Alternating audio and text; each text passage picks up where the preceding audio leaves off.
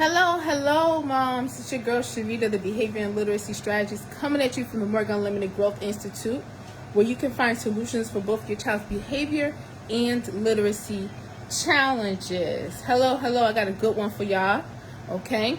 This is something that sometimes people argue with me about this, but this is a must, y'all. This is a must. You must make sure your child read each sentence perfectly. What do I mean by that? When kids are reading, especially when I do the consultations, when I do my assessments, I'm looking to see how they read the sentence. If they pronounce the words, the multisyllabic words, if they have difficulty with that, I know I have to coach them on that. But also, if they skip words. Sometimes kids skip words altogether. Sometimes kids skip a couple of words. Sometimes they'll even skip a line in their reading. Sometimes they forget to put the word with the S. There's an S at the end, they don't pronounce it. Okay? Sometimes if there's the in the word or a in the word, they skip it altogether. If your child is reading and they skip anything, make them go back and do it again.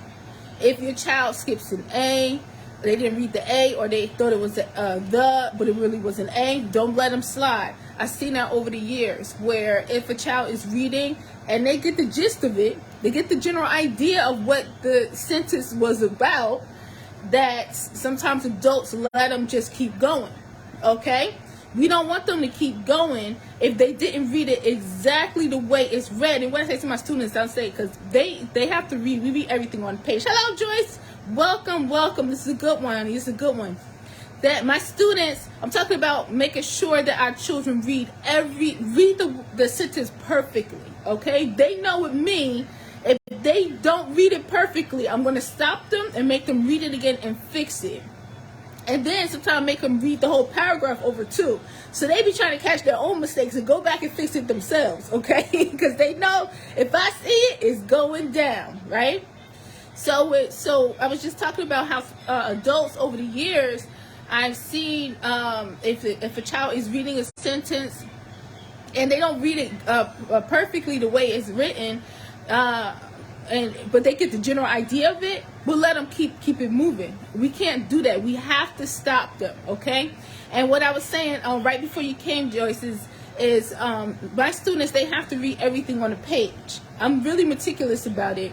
A lot of stuff that I do, people might think that that's a little extra. Really, you have to do all of that? Why do they have to do all that? But they have to understand why I do it. So on a page, if they're reading an article, and it's like a worksheet, right? If they're reading an article and it has on the first page, it has name on it, they have to read the word name.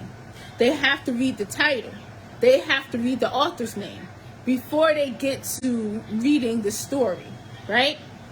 Why do I do that? Because a lot of times kids, when they have to read something or they have to do some homework or they have to answer some questions, they don't even know what they're doing because they haven't read the instructions. They just go in and start writing answers. So this is to help them be accountable for everything. Pay attention to everything that's going on the page, every single thing. It teaches them to slow down and pay attention to detail. It teaches them to focus. You're accountable for everything. So when my students read a sentence wrong and they just make up whatever they want because that's what they think, because kids do that. When they're reading, they're going kind of fast. And they're reading what they think the sentence is going to say, not specifically what it says. So I'll say the author's name. One of the authors that they know that we read a lot of her short stories is Lydia Lucas in the worksheets that we do. I say, Lydia, when she wrote that, do you think she wrote it like that? Man, you better respect Lydia. You better read it exactly the way she wrote it, okay? Don't be making up your own sentence. They be cracking up. But they have to go back. This is how the author intended it. This is how you have to read it, okay? So make sure that they read each sentence perfectly. They're not skipping A's or the's. They're not replacing a with the, or the vice versa. They are making sure that they pronounce the S at the end of the word. If it's a word like the word decided, they're not saying decide and then they just keep it moving. They have to be accountable for decided. Every single part of the sentence, every letter. I tell them love on every letter, love on every word. You're responsible for it. If they miss it, because I'm listening, I'm watching like a hawk. If I catch it, you have to go back and do it again. I'll be like, go back and get that letter. Go back and get that word. You done left the kids at the park. Go get them. Okay, go back. All right? Very important. We want our kids to be reading at or above grade level. A lot of kids, moms come to me to work with their kids because they're reading below grade level, because they're struggling readers. And it's a mixture of two things. Or probably more than two things, but I'm just saying what I'm thinking right now. One, they never mastered the basics, okay? And they went year after year, and they didn't master these things. They got a gist of it. They forgot a lot, but no one held them accountable for them to get to mastery. So then, years down the line, they are struggling readers. It's not that there's something wrong with them. They can't think. They can't read, right? And we have to stop focusing on, reading disability, learning disability. We have to just focus on what's going on in the moment. What don't they have? What don't they do? What are their current reading patterns? Okay? And what I mean by current reading patterns, how do they handle words with a lot of syllables? How do they handle the S's at the end of the words? How do they handle the EDs at the end of the words? How do they handle words that they have to break up? Do they just make something up and keep it moving? Do they have a weakness when it comes to currently, this is temporary, words that, and I call them shun words, TION. I'm like, I love shun words, y'all. That's one of my favorite, my favorite words. One group is the shun words, right? Or ing words, ing at the end, right? Or IGH words. What are they missing? Coach them on that and hold them accountable. Do not let them keep it moving if they have not read each sentence perfectly. Now, it may take a long time when you first start, but you keep doing it all the time and your child gets used to it. They'll start to, as my students do and my own children do, they'll start to catch their own mistakes, correct themselves, reread it themselves, and then keep it moving. And that's what you want, all right? So we are changing the game here. We are helping our children read at or and above grade level.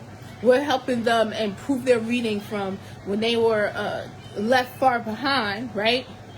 Because they didn't have the basics. Oh, and the other reason that they may be struggling readers, not just that they have a crumbling literacy foundation, they never built a solid literacy foundation, they forgot a lot of stuff, they never mastered stuff, but they kept going on. But the other thing is, the things that they do, the habits they do, when they come across words that they don't know. Some of it turns into behavior. Some of it is, I get really unfocused. And we think focus is just by itself, but sometimes kids become unfocused because this word, I'm not with it. I want to read this word. So I'm going to get really distracted. I don't want to read at all because I can't read. I'm going to get really distracted. I'm going to drop my pencil 100 times. I'm going to get up, or maybe I just don't feel like sitting down. So here we create solutions for both. What behaviors are getting in the way that's making it even more difficult for them to grasp this reading? What behaviors are getting in the way? What thoughts are getting in the way? I can't do it. It's too hard. We knock that out, right? And also, what are they missing? All right? So while we are building that up and keeping that in mind, moms, make sure that when your child reads, they are accountable for and loving on every single word, every single sound, every single letter. All right? Thank you, Joyce, for joining. As I said before, I'm in the middle of creating an online course that that I'm going to be teaching you moms exactly how I teach my students, so that they can read on grade level or above grade level when they've been struggling for years, or if they're in special education, what I'm doing to help them transition out of special education and not need an aid, okay, in the class. Somebody working, we teach our kids to function independently, right? For kids, writing, spelling, everything that I do in my classes, I then put into my online course and teach you live examples of what's going on with my students or what happened, what I've experienced over the years. So that if your child, if you can relate, if your child is going through that, or you're going through that with your child, right, you now have a solution, okay? Because you're not alone. You're not alone. But remember to customize it. I'll be talking about that too. All right, so if you want to get on the wait list for that, definitely send me a message. Also, I'm still accepting students right now, teaching students in my summer program right now. So if you're looking for a tutor to help your child grow behaviorally and academically and improve their focus all at the same time, then you can do one of two things. You can send me a message or go to growthinstitute.mykajabi.com. That's GROWTH, because that's what we focus on here. Every day we focus on getting better than yesterday. That's what I tell my students. Institute.mykajabi.com. I love y'all. Thank you so much for watching. Hope you got something out of this. Let's do this, y'all. Let's kick this pandemic in the butt. What it's done to our kids with their learning. Let's kick it in the butt. Let's take it back. Let's take over, moms. We got this, all right? Thank you, Joyce, for joining. Love y'all. Believe in yourself. Believe in your child, honey. And always remember that growth is unlimited. Peace.